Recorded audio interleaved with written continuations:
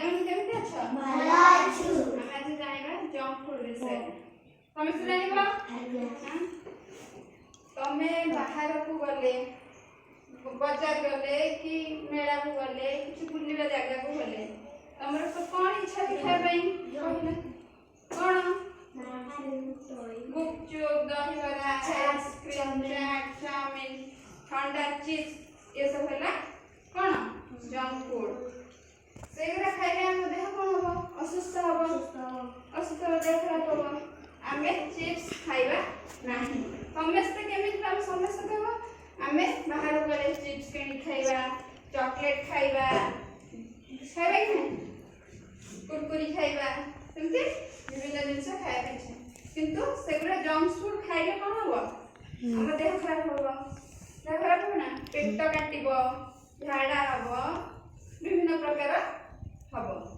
ତାହେଲେ ଆମେ କଣ କରିବା? ଏବେ ଜାଣିବା ବସିକି ଜଙ୍କ ଫୁଡ ବିଷୟରେ ଜାଣିବା।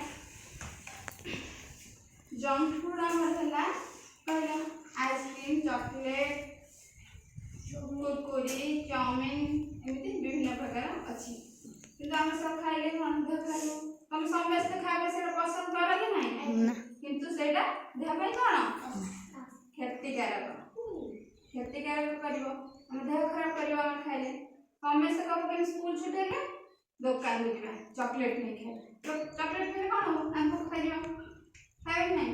ଚିପ୍ସ ଖାଇଲେ ପେଟ କାଟିବ, ଗୁପଚୁପ ଖାଇଲେ ବି ପେଟ କାଟିବ। ସେଗୁଡ଼ା ସବୁ ବାହାର ଜିନିଷ। କିନ୍ତୁ ଆମର ସବୁବେଳେ ମନ ଇଚ୍ଛା ଥାଏ କଣ ଖାଇବା ପାଇଁ? ବାହାର ଜିନିଷ ଖାଇବା ପାଇଁ। ଆମ ଇଚ୍ଛା ଥାଏ କି ନାହିଁ?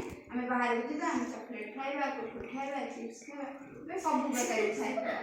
କିନ୍ତୁ ହେଲେ କଣ? ଆମେ ସେଗୁଡ଼ା ଖାଇବା ନାହିଁ। ଆମେ ଖାଇବା କଣ? ଘର ଜିନିଷ। ଘରେ ଯାହା ତିଆରି ହେଇଥିବ ସେଇ ଜିନିଷ ଖାଇବା। କାହିଁକି ନା ଘର ତିଆରି ଜିନିଷରେ ଆମ ଦେହ ଭଲ ରହିବ, ସୁସ୍ଥ ରହିବ। ସୁସ୍ଥ ରହିବ କି ନାହିଁ? ଘରେ ଯାହା ଭଲ ଭଲ ମାମା ତିଆରି କରିଥିବେ ଖାଇବା, ତାହେଲେ ଆମ ଦେହ କଣ ରହିବ? ସୁସ୍ଥ ରହିବ।